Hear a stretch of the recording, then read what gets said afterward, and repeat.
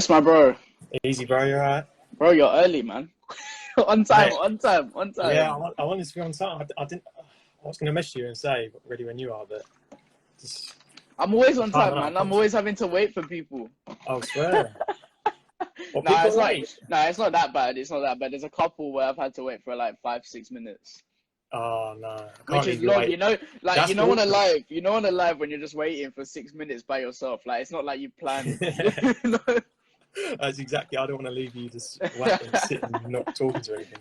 But how are Can you you, hear me? bro? Can you hear me all right? Yeah. It's all good. Oh, sweet. How you been though? Yeah, good man. You? Yeah, not bad. Just keeping myself active with this, man. Like, I can't really say anything else. Like, nothing's up, nothing else is Yeah, no, happening. mate, you've been smashing it. I Thank you, have bro. to message you the other day and say you're smashing Yeah, it yeah, because yeah. I like to give props to people when they deserve them. I don't do it a lot. Like message people when I think you do it, you're smashing it. So I have to message you and say, like, keep it up on that. You're smashing it No, I at the appreciate moment. that, bro. I've been tuning in, and I've been finding it quite interesting. Like listen, because what I've been finding interesting is like listening to DJs that aren't necessarily like absolutely like made it, smashed it, but they're kind of getting there, and it's good Yeah, listening to them, seeing that sometimes when you're like going through your own kind of thing, when you listen to other people talk and what they're doing, you're like, oh right, it's not, I'm not alone kind of thing. You're not. Do you know what I mean? Yeah. yeah, definitely. Well, where would you say? What stage would you say you're at? Well, me personally, Yeah, I'm nowhere near like where I want to be. I'm kind of. It's weird because I went from. Well, I'll probably talk about it, but I went from like kind of being your high street club DJ, your Delta clubs, um, I still DJ at Unit, but Attic and stuff like that. And I went from doing that, and I'm kind of transitioning from from being that kind of club DJ, that multi-genre club DJ. I want to kind of transition now into kind of being more just house and tech house and that kind of scene. yeah. So I'm kind of in transition. So where I've gone from kind of being, I'd say at the top of my game in the like kind of nightclub scene, I've gone from that to now I'm kind of at the bottom really of the of like the tech house kind of scene. So did you? Yeah. So that's a big question as well. Like, is it hard as an urban DJ or multi-genre DJ to go into the house scene and vice versa? I think it is because where you're kind of, a lot of people say, oh, there's no perception or anything like that, but I think where I've DJed for so long, in your unit sevens, in your fictions, in your attics, where you now approach house promoters, they might say it's not the case, but I definitely think it is the case. They look at you and go, well, we want underground DJs. Like Unit 7's not underground enough for you to play at our thing. It's not like a credible.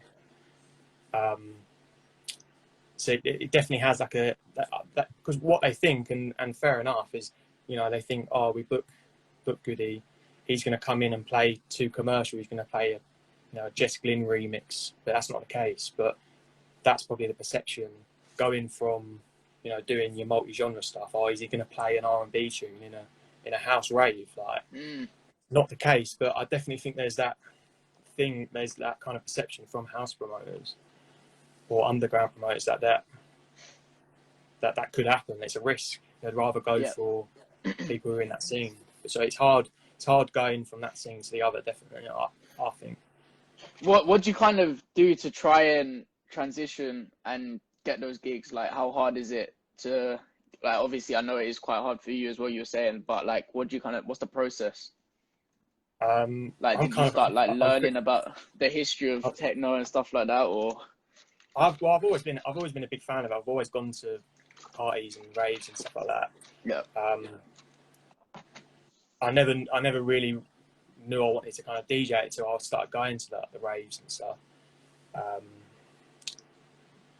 I'm kind of figuring it out really. Like I'm figuring it out as I go along. I don't really know I don't know the answer. If I knew the answer, then I'd be in all the parties doing Yeah, yeah. True. at the moment, I'm kind of concentrating on is like producing my own music. Yeah. And I've been doing that for about a year now. So I want to, get to a level where I'm producing music where promoters are saying, we want this guy because he produces like bangers. He produces music that we play, so we might as well book him. Like, that's how I'm going about it. You can go about it different ways, but that's how I want to do it. So going to your career, how did you start? How did DJing start for you? So I was, well, basically my dad was or is a nightclub manager. Yeah. And so I've always been around it, like growing up. And I remember when I was like 11 or 12, he had a DJ mate, and he came round, and I remember just talking to him. I think he showed me Twitter for the first time or something like that. And I think he like helped me out on like a Call of Duty game. But he drove a nice car, he had a nice watch, and I just thought, you're so cool, kind of thing. And then I never really understood what it was. I'd always loved music. Then I got to like the age of like 15, and I was at like house parties, and like they'd be playing music on an iPod, and I used to think, oh, it's shit music. Like, I'd love to be actually DJing this. So I always had it in my head. And then I went to V Festival and saw this DJ on this big stage, and I was like, and everyone going crazy, and I was like, whoa, because I didn't really before that, like, it was just artists on stage, like it was singers, rappers and stuff, and this DJ was on stage to like 10,000, like, I don't know how many people, but all these people, and I was like, whoa, I didn't really know that was even possible. Like, so then I kind of researched it more, and then so my dad was managing a nightclub in Chelmsford, my hometown, and one of the DJs, like, my dad mentioned to him that I kind of had an interest in DJing, and he said to him, well, look, I'll teach him, and hopefully get him to a level where, like, he can do the first hour, and then we can go for a drink at the start of the night. So that was kind of their mentality, that they wanted us to go for a drink, leave me just to DJ. So about 16, I'd go in on like a Friday night. I'd go in with my, like, I'd go in first hour. The DJ there would literally just like go through like really basic stuff. Like, at first, I was literally just picking songs, like making playlists. Yeah. Like, he said, just make a playlist of 30 songs that you'd play right now. It was nothing technical. I didn't touch anything technical for about 3 or 4 months. I was literally just like learning like programming in the night, because he wanted to trust that I was going to play warm-up stuff. And it kind of progressed from there. After about a year, I was doing technical stuff, still doing it all for free. So, and it just kind of progressed. I was doing warm-ups on a Friday, warm-ups on a Saturday. And then I got to about 18, I left school. I was doing warm-ups on a Wednesday. And then slowly from there, I just kind of built up my sets, and went from doing warm-ups to the main sets. Yeah. So yeah, just kind of went from there, and then I had to kind of build it up, really. So I started fairly young, like in the club scene. So in your opinion, what makes a good DJ? What makes a good DJ?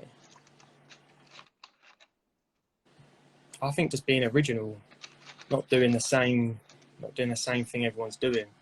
Yeah. Trying new things, taking risks. I always think a good DJ is not necessarily someone that plays the bangers that everyone expects you to hear. I think a good DJ plays music that you didn't expect to hear. Do you know what I mean? But you didn't know that you wanted to hear. So they play a tune, and you're like, oh my God, I haven't heard that in years, or like, oh my God, like, I've heard that on like a radio show like 5 weeks ago, but I haven't heard it in a club. Like, it sounds amazing in a club. I think a good DJ does that. Like, they play, they keep the crowd happy, but they also leave the crowd leaving that experience where they go, like, wow, like that tune, I haven't heard that in years, and that he's put it on. It's my favourite tune, like, and it just leaves you thinking, like, do you know what I mean? Because I think it's very easy for DJs, you know, if they have an hour set, they can go on and they can play every banger for an hour. That's so easy to do. And a lot of DJs do that. Like, a lot of DJs get paid, like, you know, the bigger DJs. They do an hour set. They come in. They go from start to finish. All the bigger songs at the moment. I think it's easy to do that. And I think what's harder to do is like playing songs that this crowd didn't know that they wanted to hear. I think that's kind of testing the waters. Yeah, definitely. So for you in your career so far, looking back at what you've done, what's been the highlight? I've had a few like moments, like, so I remember when I was like 19, I think I got a mix on Kiss, like that was the highlight then. And then I went to Zante, and I was doing warm up for Nathan Dawes tour out there. That was a highlight at the time. DJ that We Are last year, that was a highlight. Just like little bits like that. I was like little.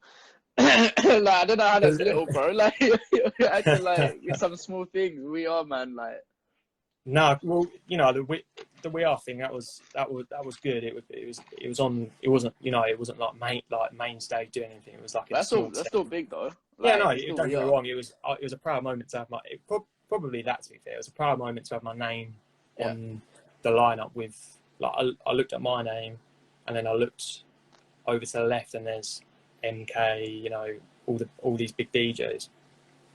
So that was like, I'll always have that that photo of the lineup.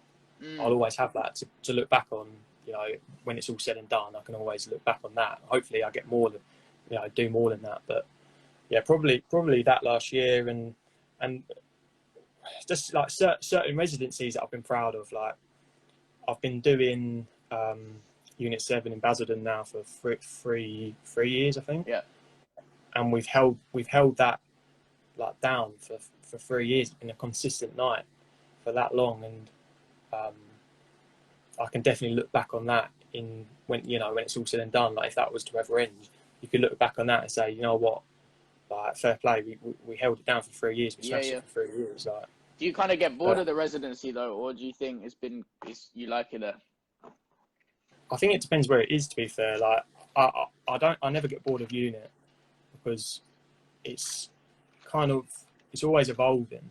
Yeah. We try and evolve it. So, like, when we first went in there, it was purely commercial. Like, it was your remixes of, you know, like an R&B tune. It was just a remix house version, so it was just up tempo.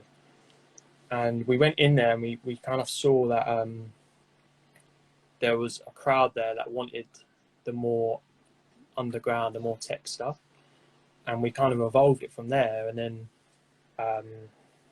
like to now, we just play like the underground and the tech stuff with a few commercial stuff. But what we've done in the last 3 years is, like, we changed the set of the stage. So it was just like a DJ booth, and now it's like this big stage and with LEDs and light and lasers and stuff. So it's a bigger production, and that's always changing. The crowd's always changing. There's always different challenges. So that I haven't got bored. I've never got bored of that. But sometimes you can get a bit bored, but then you just change it up. But I on Saturdays, whenever I was doing residencies on Saturdays, I would normally change it up after like a year, and then kind of switch it like that. Yeah. It's only that Friday I've really been doing the longest. I was doing a Wednesday for quite a while. But yeah. So do you ever get scared or worried about your residencies losing them or getting chucked off of it?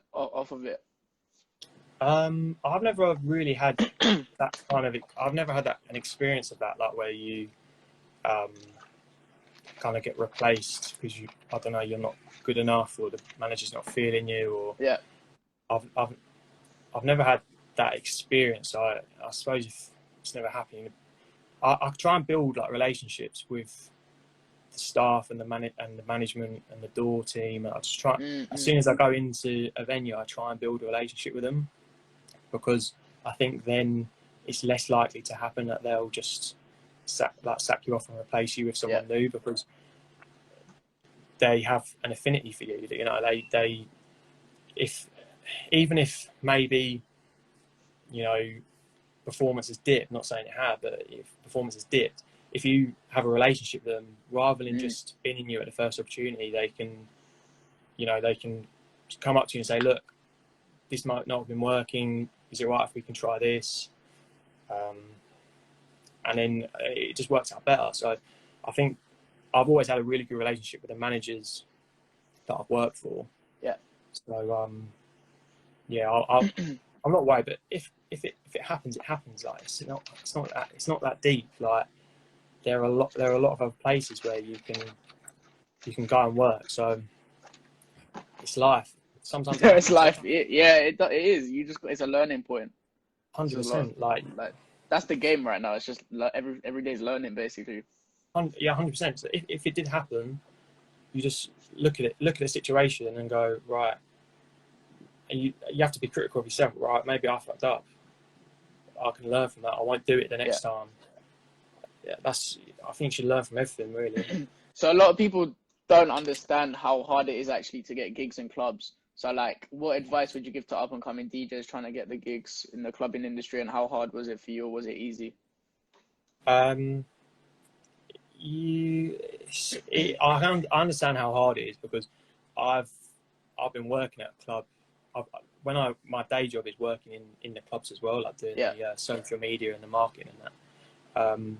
So I get DJs all the time messaging and asking, and a lot of the time, like when you've got a resident in each room that's been there for a year or 2 years, when DJs are coming and saying, "Oh, listen to my mix," like the amount of mixes you get sent, and sometimes we'll sit and listen. Sometimes we'll sit and listen to them, but again, it's just an hour of the same tunes that everyone's doing, and it's hard. Like you get a lot of messages saying, "Oh, do you think I can get in?" But it's just you can't replace your resident that's there. Yeah. So that's so in the mindset of me going to someone else saying, "Look, can I get a gig here?" I know that they've already got a resident there. Like they're going to have to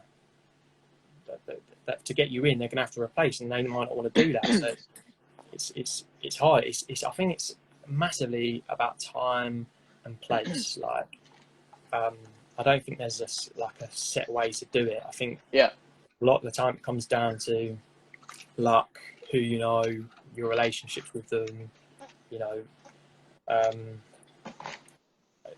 So yeah.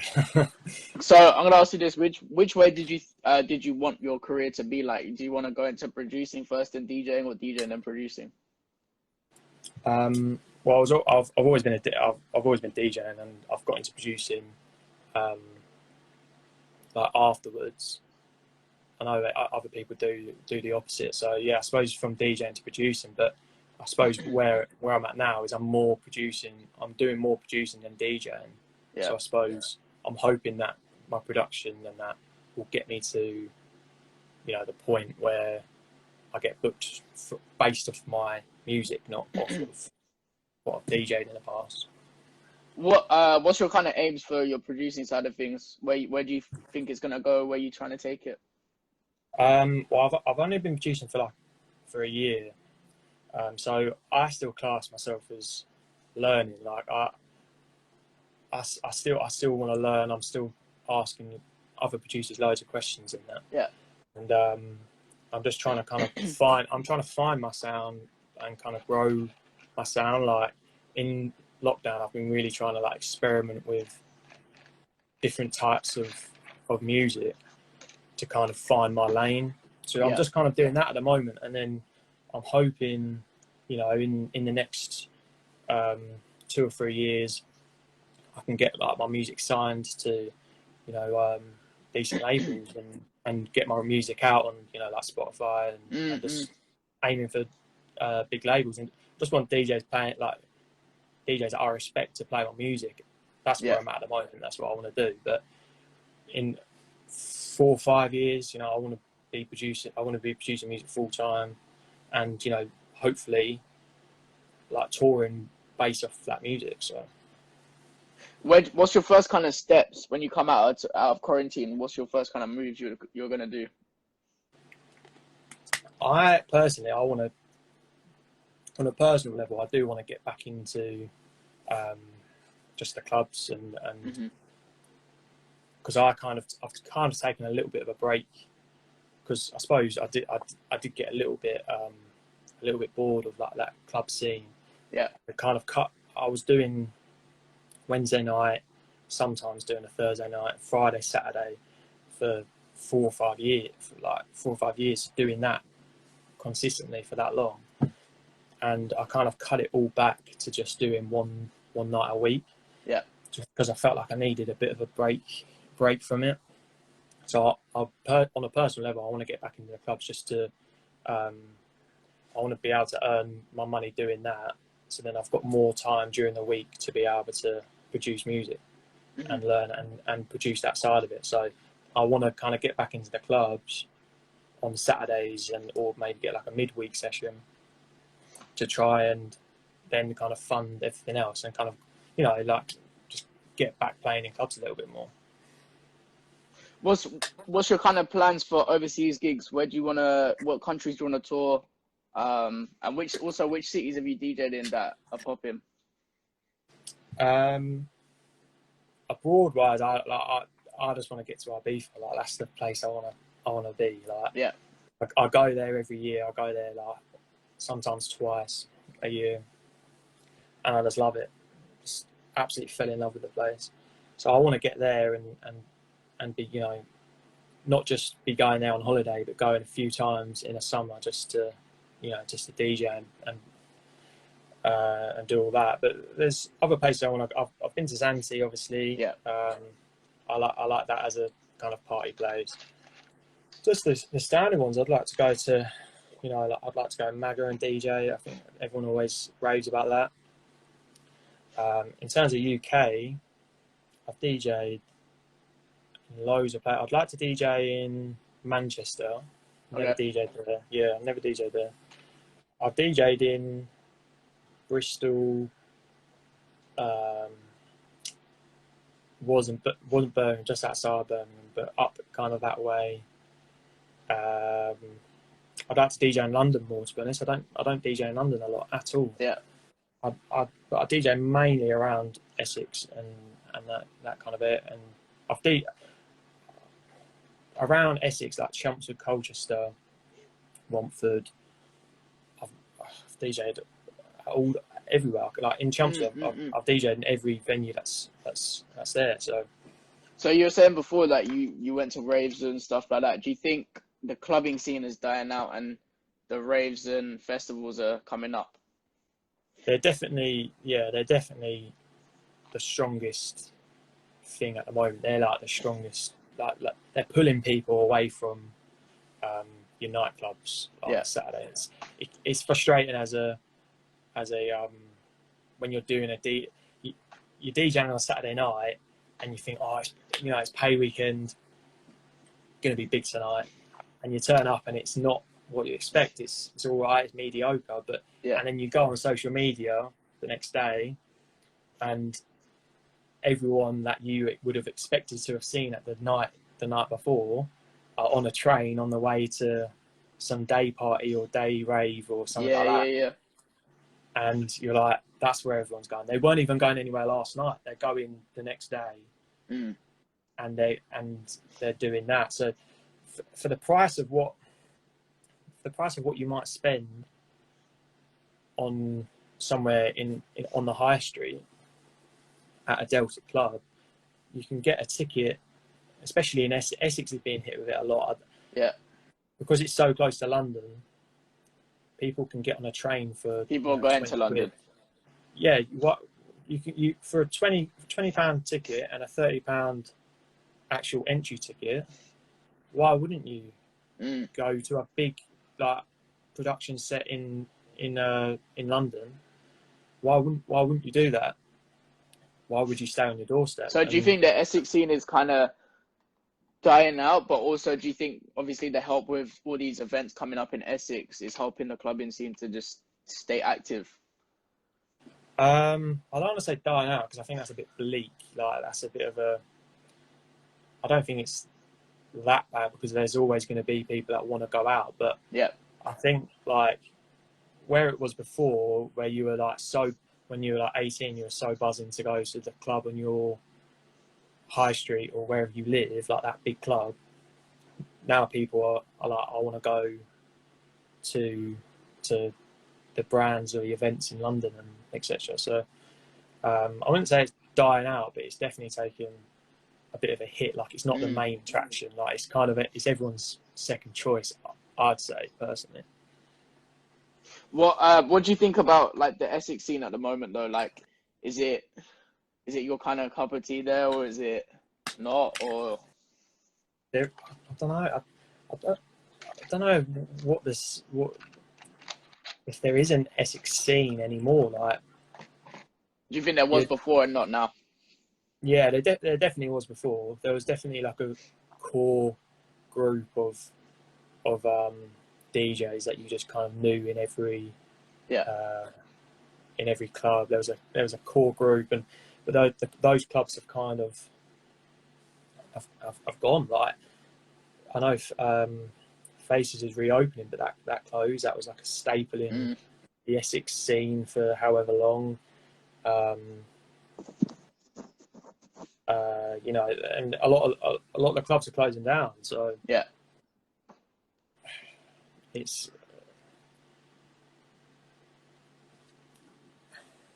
hard to say, isn't it? Yeah, it's the Essex. I don't know. Yeah, I suppose there isn't really a scene anymore. Like yeah, I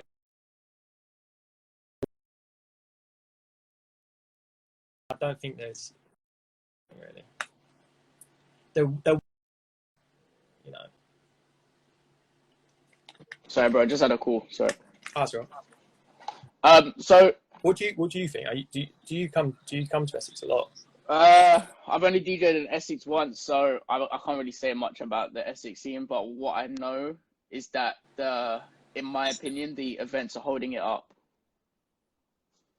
Yeah.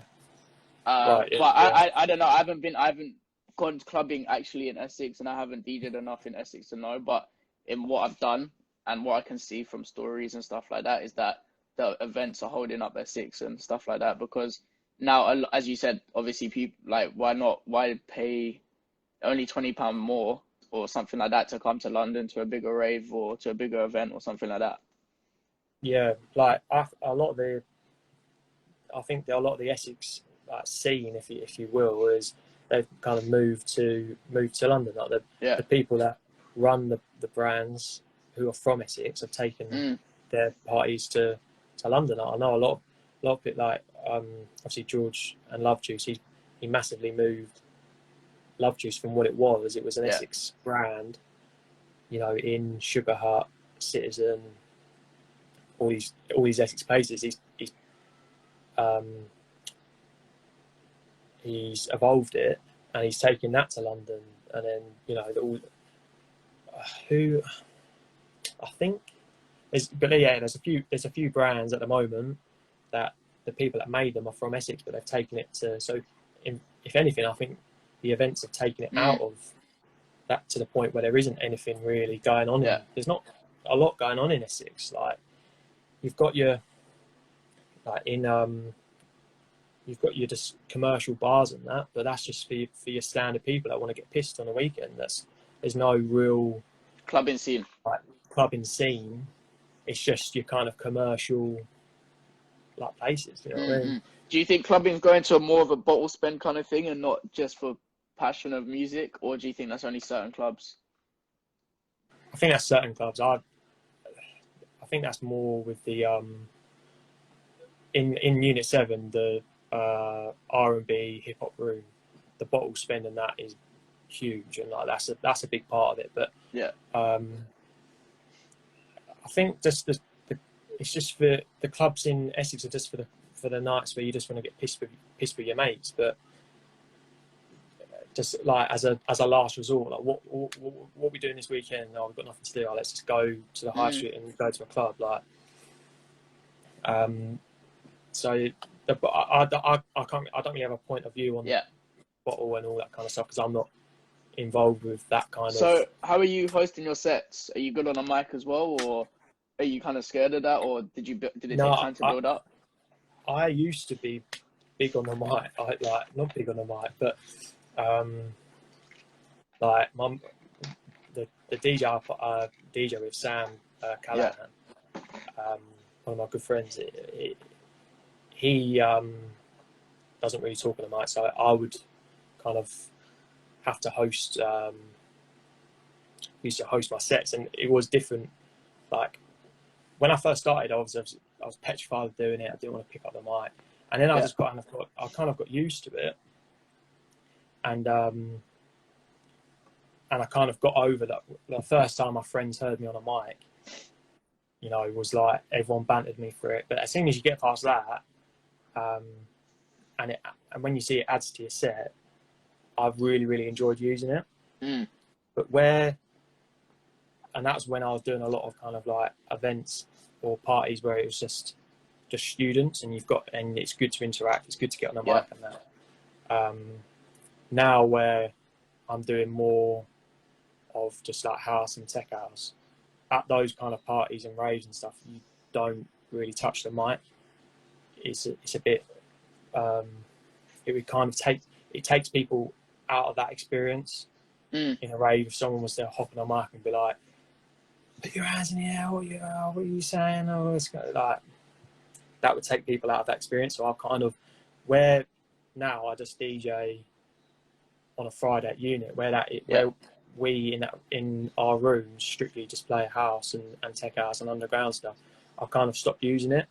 I've stopped using it for a long time now. So now if I were to pick it up, I'd still be comfortable, but I wouldn't be as natural on it as I used to be.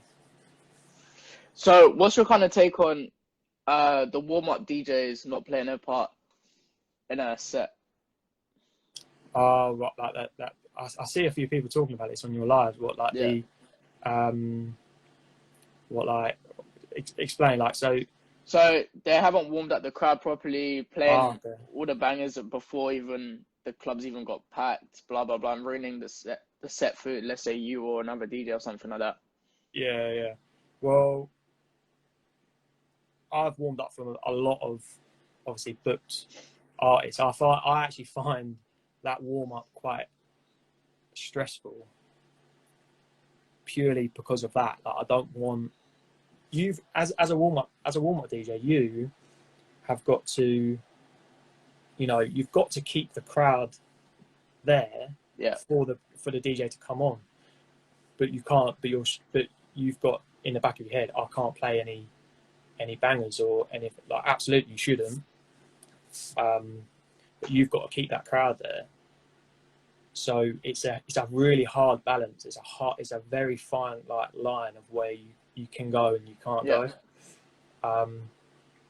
But also I think it's not playing a banger, but I think it's fair enough playing like a floor filler, because if I was a DJ going on, I wouldn't want the warm-up DJ to be boring and not playing any decent songs, because if you then go on and the crowd either aren't interested, aren't there, they've left and gone to a different room,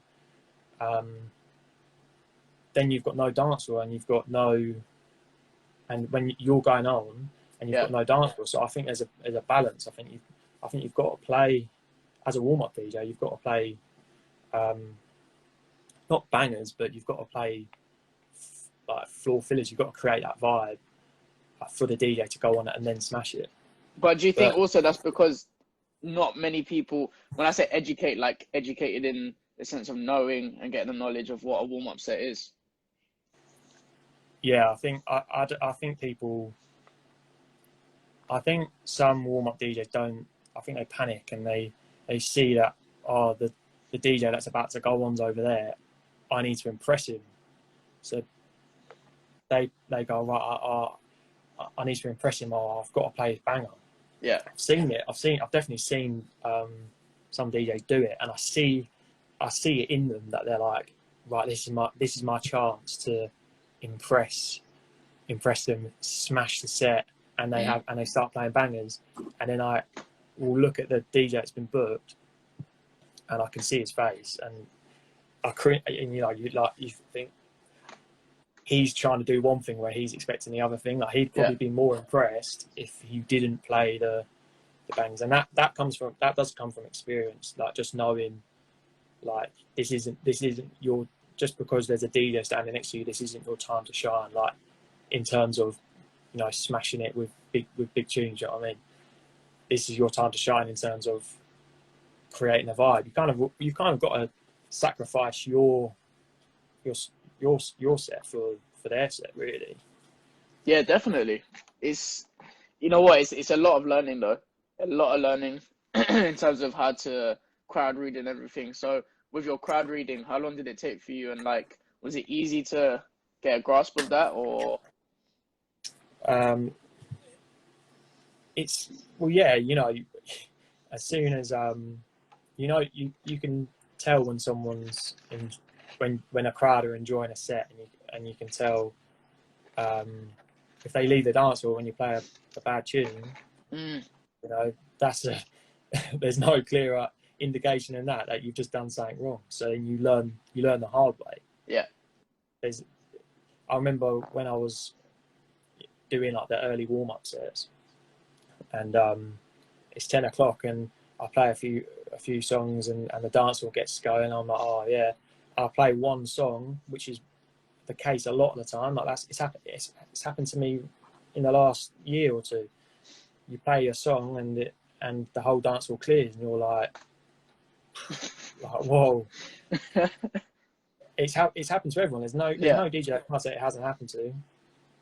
And so you've just, there's no bigger learning experience than literally it happening to you. So you learn to read a crowd by that. And, Yeah. And are you a big critique on your sets? Yeah, I'm quite hard. I can be quite hard on myself, to be fair. Like,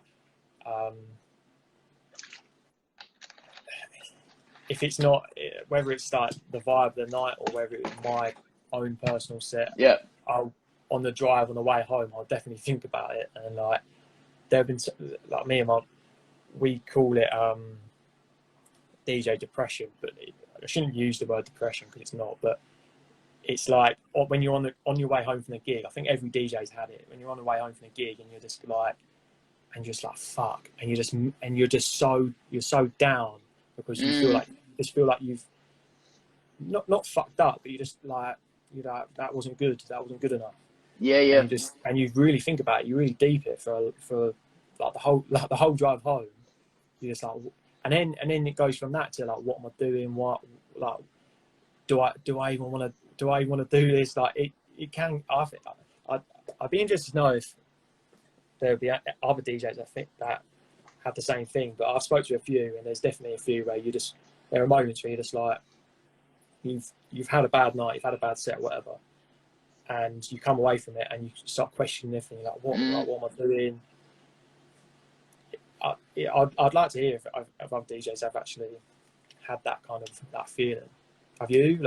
I've had not that fear, but I've had like where I forgot to play these tracks that I came out just to play those kind of tracks. You like, you know, when you come out and you have the set, you're like, okay, there's these 3 tracks that I want to put in, but because you're either into your set or your mind somewhere else and stuff, you forget to play them. And I knew they would like properly pop in the club, and then I didn't play it, and I'm like, why didn't I play it and stuff like that.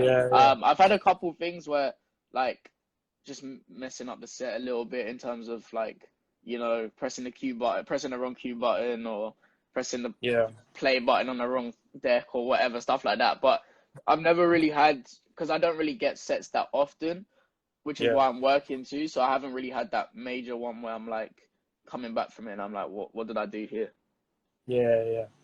It does happen. Like,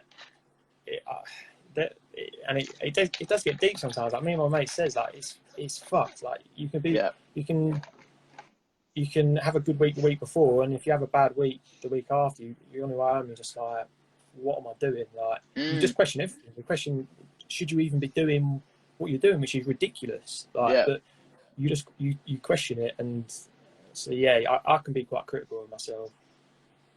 Definitely, like you say, like I'll come back from a set and I think I've gone. I haven't taken. I look at it and think that was the same set as I played last week. Yeah. You can do that, especially with a residency. You can fall into a bit of a habit where you just play the same thing every week. Yeah, is that what you kind of get scared about doing as well? Like, yeah, let's say 100%. If the same person comes 2 weeks in a row or 3 weeks in a row and they know what's coming up and... Yeah, definitely. I found myself falling into that habit where you kind of play, because it worked well last week, like a mixture thing. You think, you've done it for the first time last week and you think, that sounded really, really good. So then you do it the week after because it sounded really good, but then you see someone in the crowd that was there last week and you think, oh, that shit, they heard that last week. But yeah, sometimes I've come away from a set and I thought, I haven't taken many risks there. I've played the same set that I played last week. Next week I want to take a few more risks, and then that's when I'll go away and I'll look for a few tunes that might not be new, but like will, you know what I was speaking about earlier, where the crowd, throwing it in and they don't expect that, they want to hear it. I'll try and do that and change up my set a little bit like that, and that keeps it interesting. Like changing your setup. So predominantly the crowd in unit, is that more house and techno people, or is there still a bit of the multi-genre side of things as well? It's definitely multi-genre because there's 3 rooms. Yeah. Our room is called Arena. That's obviously just that's purely house and tech. But the rhythm room, like the R&B, hip hop, urban kind of music, that pops sometimes like bigger than the main room, if you will. That can sometimes be to be honest, every week wall to wall. So it is literally between that wall of one room to the other, it's massively contrast. But yeah, it's definitely not genre. Have you ever had problems like drawing the crowd to the wrong room, or you've drawn all the crowd from the hip hop room, even if they weren't techno fans coming into your room or stuff like that, and DJs getting annoyed about that? Or it's never a problem. It's kind of it's very very healthy competition. Like, I'm good friends with the DJ in the R&B room, so if he's smashing it, I'm happy that he's smashing it. Yeah. And he'll say to me like, "Oh, how's it in there?" And I'll be like, "Oh, it's not amazing tonight, but it's sick in here, so that's good." Like, there's never a problem with it. It happens. Like, sometimes there's a week where people are more the house kind of crowd, and then there's weeks where they're more the R&B and urban kind of crowd. So it does happen. So yeah. Do you think there's a big rivalry between DJs, or not really? I think there is more than people let on. Like, I think I see a lot of DJs, and there's nothing wrong. I think there's nothing wrong with it, but I think they kind of kid themselves in. I think it's a nice idea to say DJs support each other. Yeah, we all should support each other. That's a nice thing to say and a nice idea, but realistically, it's not necessarily the case. Like, there is competition. Yeah, because once you step out in the clubs, like, no one's gonna really care who you are in that sense. Like, of course, like we could be having this conversation now, right?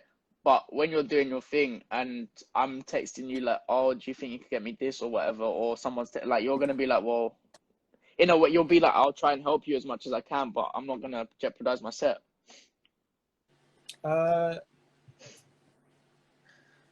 Yeah, maybe like you're not that type, but that's kind of how it is though. When you're in the industry, like right now, no one's doing anything, so everyone's like more than happy to help, whatever. But when it comes to the money side of things, I think that people kind of like, there is a little bit of a competition. Yeah, there's definitely a competition. I found what has been frustrating in the last few years that I've personally seen is I've seen big DJs say, "Oh, you know, us DJs, we've got to support each other," but they only kind of support the Their DJs circle. that are on their circle, that the DJs that are on their level, that they, if they support them back, then they get something from it as well. So then they both kind of go, but they not necessarily supporting the people below them, because why would they?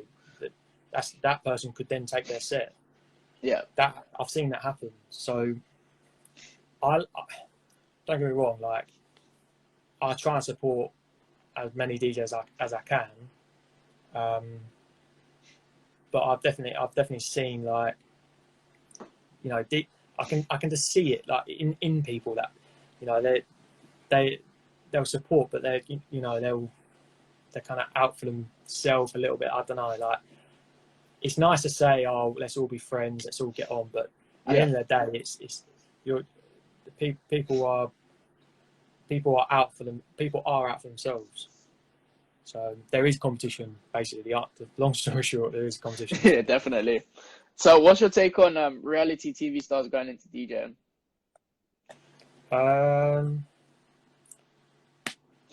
Yeah, nothing wrong with that. Do it. Like, they've got that crowd. If that's 9 times out of 10, it's something they've always wanted to do, but just never done it, and now they've got a platform to do it.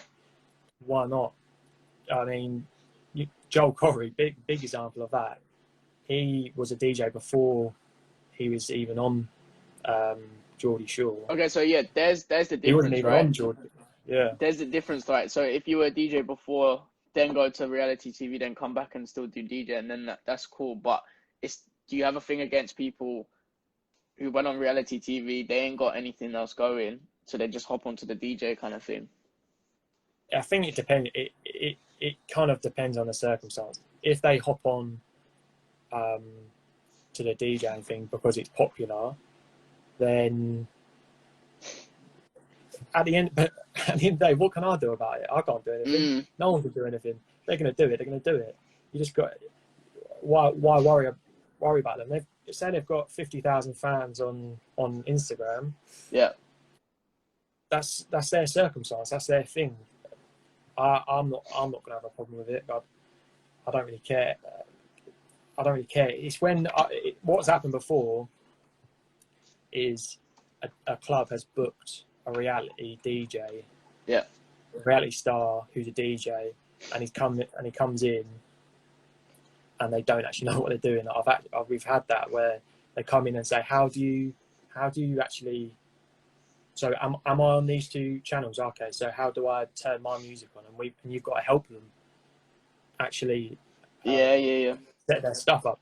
I think that's embarrassing for them to do that. I think it's like that's just the basics. That's just the basics of DJing, just knowing your equipment. Like, I don't like, obviously for people who don't know, obviously that the jump from a controller to CDJs and to vinyl is massive. Like, it's totally different. But at least knowing how to get around each, like, you don't need to be amazing at all 3. Obviously that helps, but just knowing it is better than not knowing anything. I think it says a lot about them as a DJ, as a professional, really, to come in and just be able to set your own stuff up, not ask the resident DJ.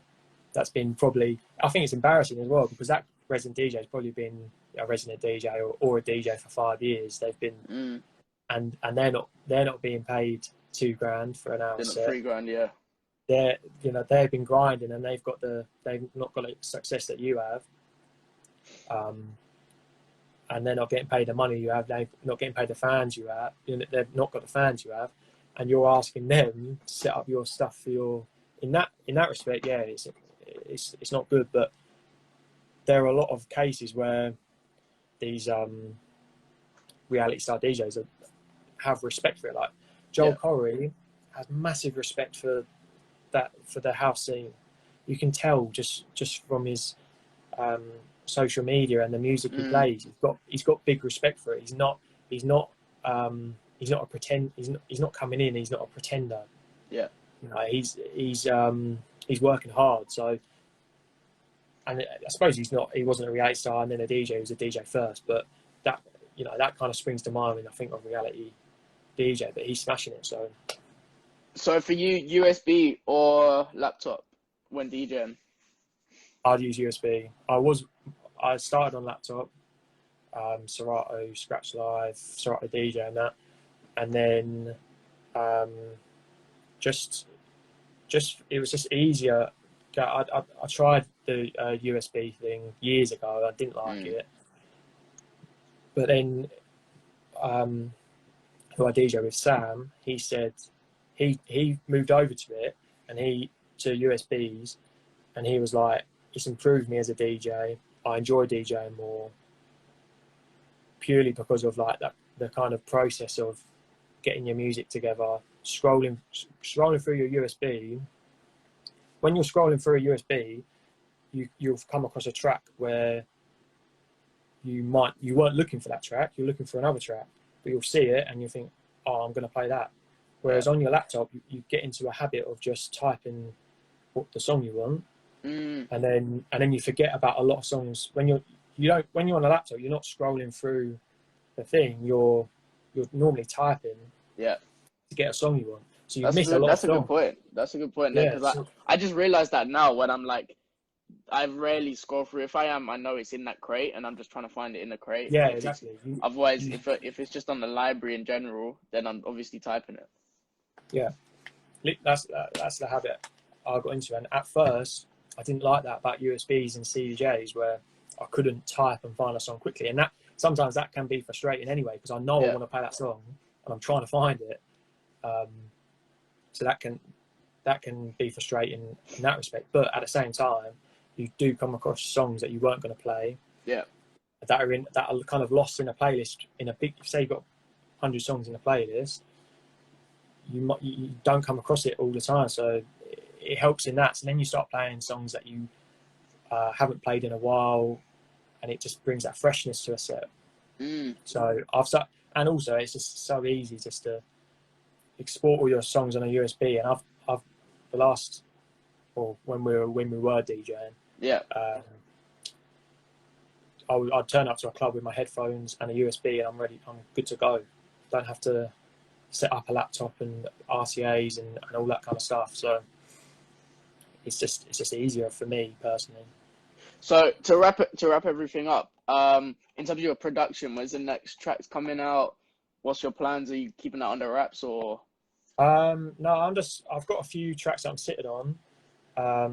I just kind of need them mixed and mastered, and then they're like, I've been doing a lot of edits and remixes. Of just like other tunes, and so now I want to try and do more original stuff and maybe get them signed to label. So I've got a few tracks I've been through. I was thinking of, like, in quarantine, like I just wanted to experiment and make loads and loads of music. Not necessarily do anything with it, but I wanted to do that. And then my idea was to make, like, I don't know, like a quarantine mixtape, put it on SoundCloud, all the tracks I made in quarantine, like 10 songs or something.